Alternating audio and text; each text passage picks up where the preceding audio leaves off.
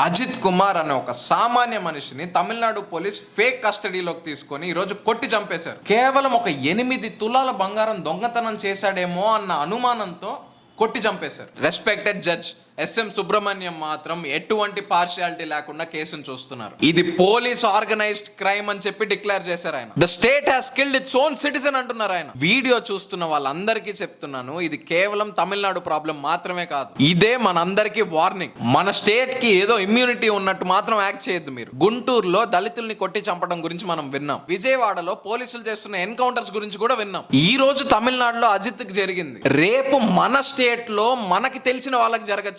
మీ neighbour కో, మీ family member కో జరగచ్చు. Last 6 years లో custodial violence వల్ల ఎంత మంది చనిపోయారని మీకు తెలుసా?